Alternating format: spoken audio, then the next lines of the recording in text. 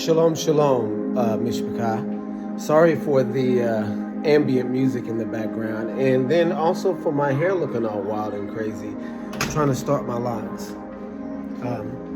All right, I just really quickly wanted to say a couple things about the Sabbath day. So you guys, I think I've gone over this before in another video, the Hebrew calendar video, but maybe I should do this just really specifically for people who are a little bit confused on the Sabbath day. And so I see a lot of misunderstanding that's out there about, the Sabbath day and how to keep the Sabbath day and what day of the week that the Sabbath falls on, right? And so that's the question that you have to ask yourself. Do you know for sure that the Sabbath day that we're keeping today is the Sabbath day that they kept in ancient times? How do we know for sure that this Sabbath day is the Sabbath day? Okay, for one, we know for sure that the Sabbath day that the world calls Saturday is the Sabbath day. We know that for a fact, that we're keeping the correct day. Yah has preserved this for us to keep in a very neat way, right? So what people have to understand is that the Hebrews, the victims of the transatlantic slave trade, the Israelites, the Jews, right? All these words are interchangeable, even though we know that the Jews specifically refer to the Southern Kingdom.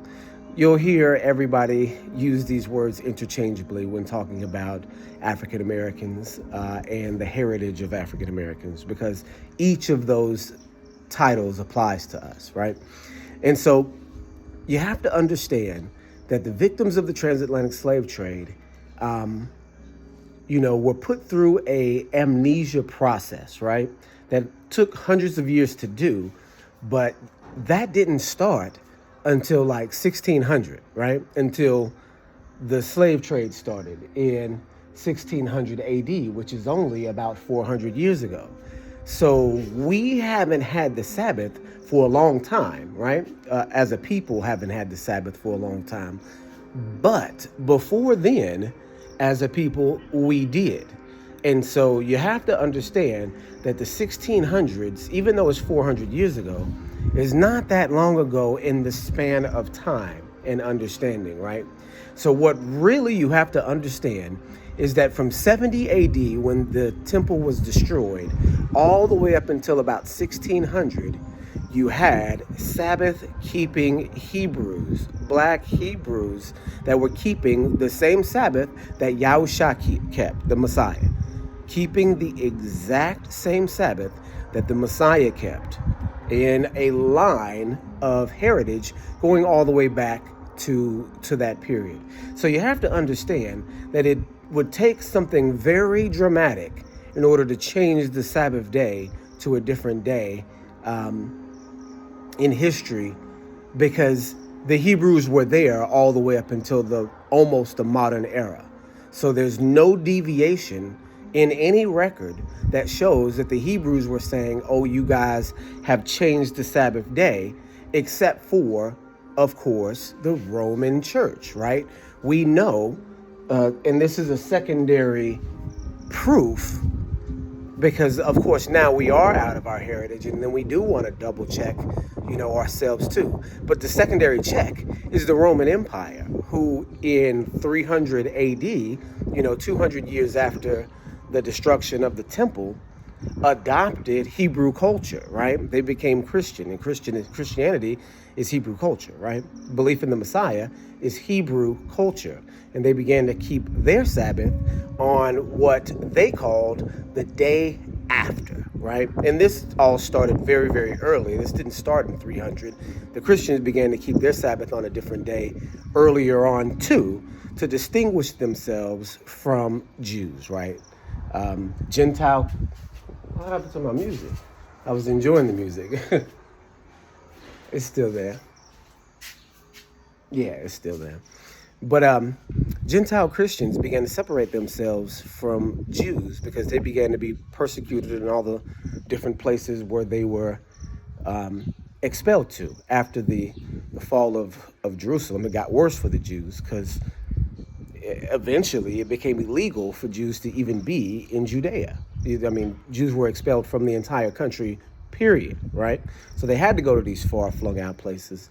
And wherever they landed, they were also persecuted. So you begin to see here, a dissolving of the culture into some of the surrounding areas. And these surrounding areas began to change it. But at the same time, there were enough actual Hebrews that were in place to continue to, have correspondence with other Hebrew groups and continue the traditions, right? Continue to keep the Sabbath and do all these things. So when you see the Roman Catholic Church speak on Jews in the history of the Roman Catholic Church from 300 AD all the way up until the present day, you always see them saying they worship a day before us on the ancient Sabbath, right?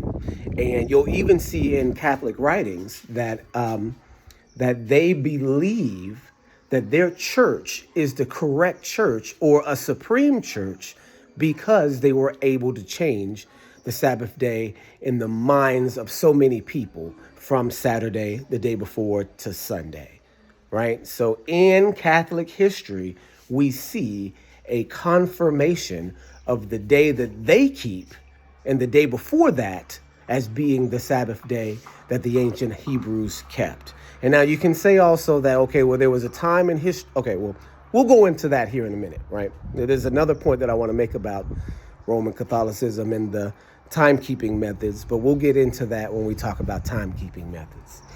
Okay, so there's a tertiary, a third confirmation as well. And it's a powerful confirmation too that comes from Islam.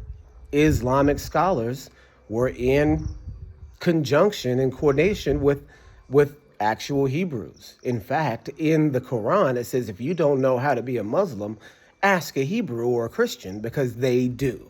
That's what it says in the Quran, in Muslim holy books. I mean, you don't hear Muslims talking about that, but their prophet said to go and seek a Hebrew or a Christian in order to worship, right? And so in their calendars too, they show that the Hebrews worship on a certain day of the week, and this day is the same day that the Catholics have confirmed, and then also the ancient records that we have during this dark age for the Hebrews, they confirm that too. So you have so many ancient witnesses to the day that we have, the day that we're worshiping on now, as being the Sabbath day. And so that's the first thing. That's the first answer to what day is the Sabbath day, right? In history, we can see that it's confirmed by 3 different religions and by historical writings going all the way back to 70 AD, right? And then before that too, of course, because they go back further. But in the modern era and the time of the Dark Ages for the Hebrews, 70 AD is the day that we mark. So we know that before that date that the Hebrews were keeping it correctly, right? So if the people always go back and use this date as a timekeeping date, we know that Hebrews kept it correctly all the way up until, the transatlantic slave trade. But we also know that if we don't utilize that information, that 70 AD is concurrent with Greek society, concurrent with Roman society, and they also wrote down what they saw and how the people then were keeping it. And that line goes all the way up to the present day, that line of history. So there's multiple different ways to confirm. But okay, so what about calendrically, right? As seen through the calendar. How do we know that the calendar doesn't change, that the Sabbath day doesn't change on the calendar? When we look at a calendar, what are we looking at? And how do we know that there's not a leap year or a leap day or a skip day or, an intercalculated day, some people would say, that changes things every year and, throws a wrench into on what day you would keep the Sabbath on.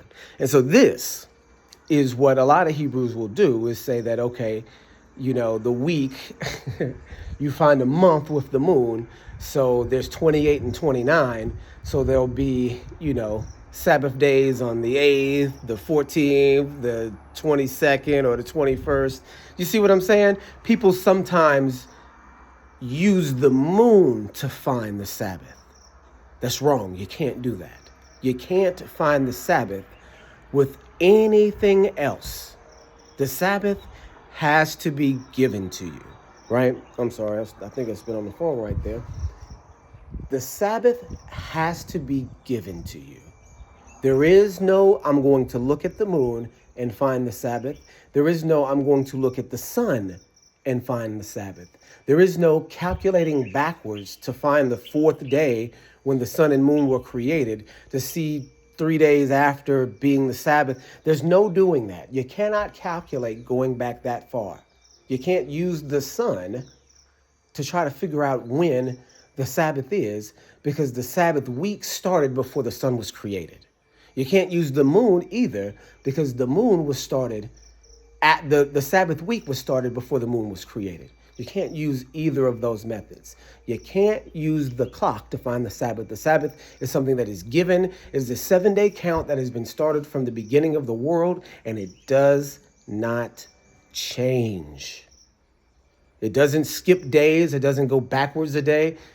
It doesn't change. It's a whole count independent of the sun and the moon. So let me explain.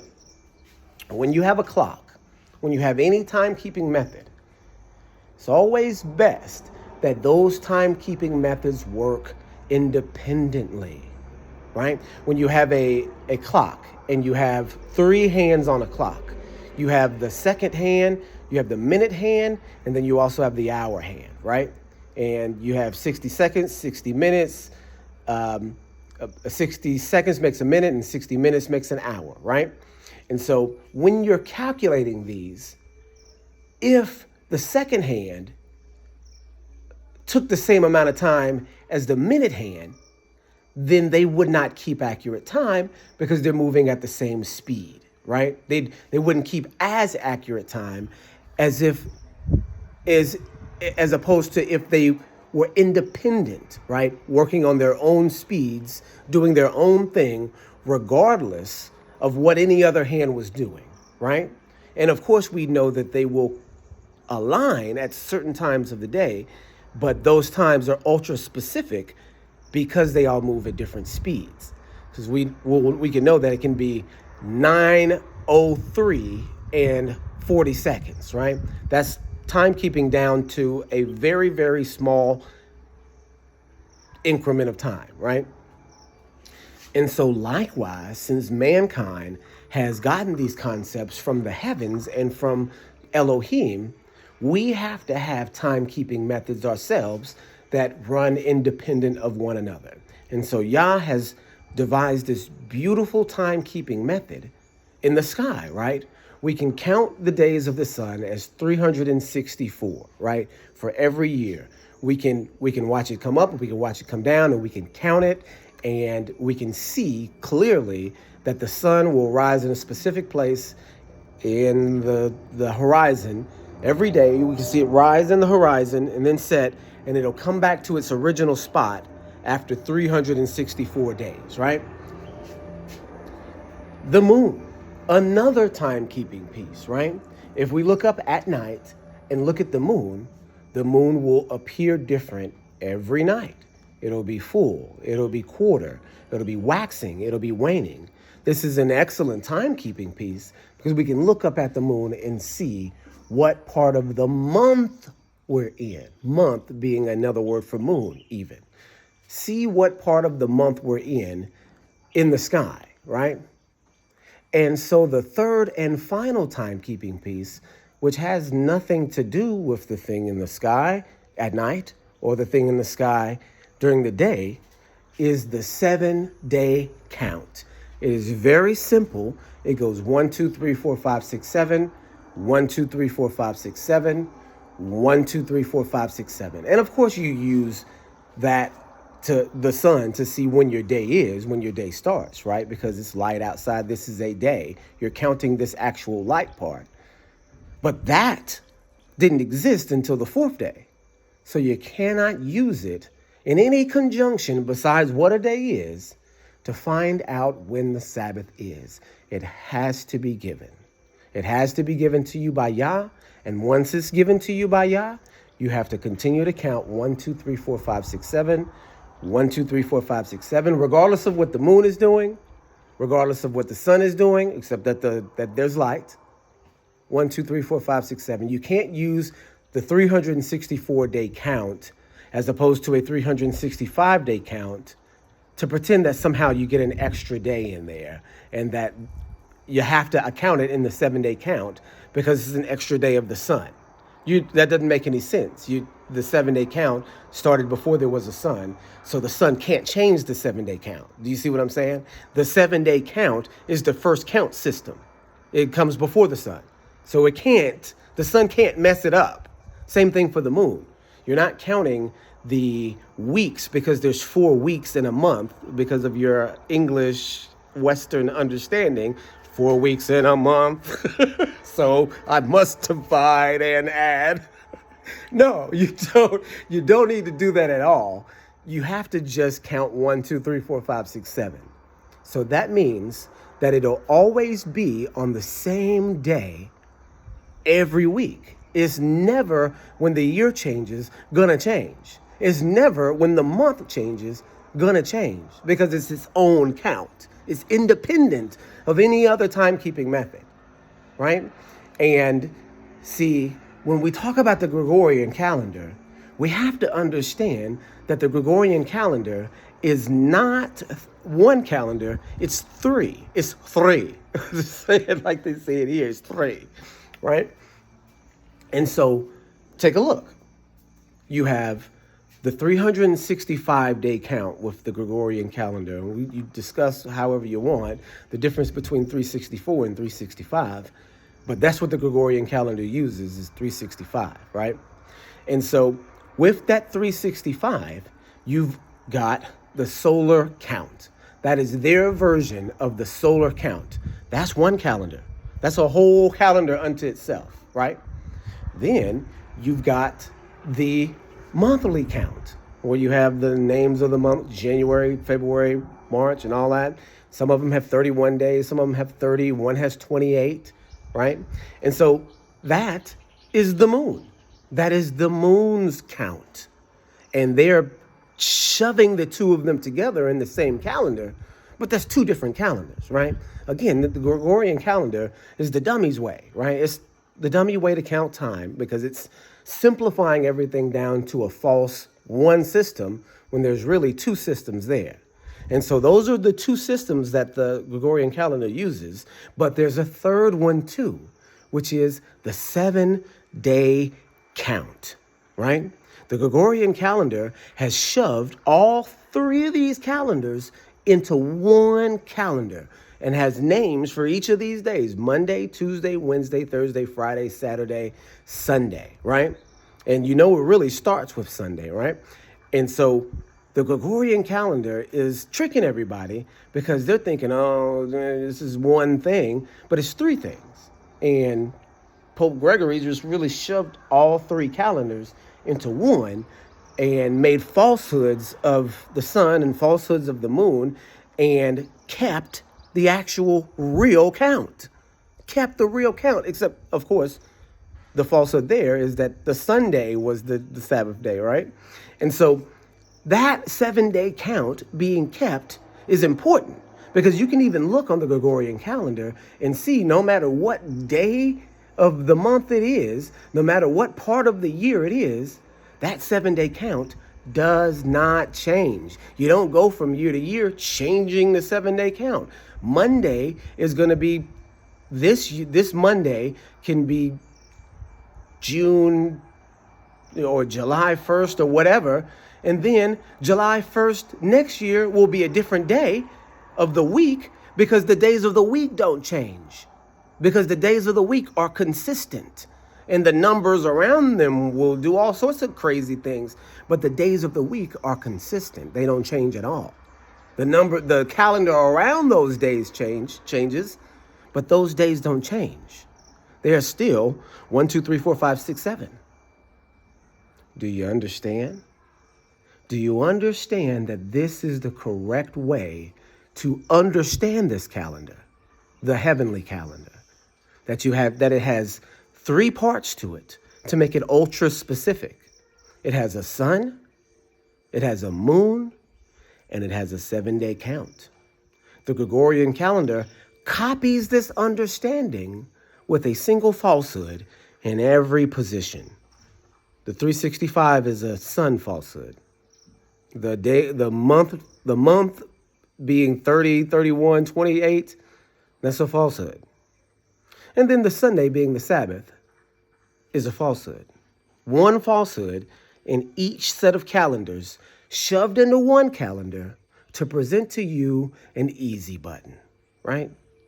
And so don't fall into the same trappings that that Gregory fell into, right? And I'm sure that he's doing it intentionally to try to throw everybody off. And it's working, right? Because we're trying to cram Gregorian thinking into a Hebraic understanding, which don't have nothing to do with no calendar whatsoever. There's no Hebrew word for calendar at all, because you don't have a calendar. You have the sky, and then you have the 7-day count. That's not a calendar. That's nature. It's naturalness, right? You know, when the woman's husband was gone and she was about to meet with her lover, she looked up at the moon and said, you know, when the moon looks like this, meet me somewhere. And that's what, in the book of Proverbs? So you have to understand that Yah has given us high technology to use. We just don't know how to use it. And then when we look at what everybody else has done, when they use the technology, we get confused. But it's really given to us, right? Scripture says that the oracles of Elohim were given to the Hebrews, to the Jews, right? To the people of the circumcision, and what it says in Romans 3. So we have to understand it, and we have to understand it in the right way, and we don't need a Gregorian calendar to do that. You see what I'm saying? We don't need it to do that, but you have to understand what it's there for and how it's used and put together in order to know what it is that you're doing in the first place. Does that make sense, you guys? Okay, all right. So that's all I got. The reason why I needed to do this video is because there's so many people out there that are messing with the Sabbath day, that are changing it. And you don't understand. You start doing that, you know, and you become just like Pope Gregory, you know. And you don't want to be like Pope Gregory, do you? You don't. Okay. Shalom, shalom, y'all.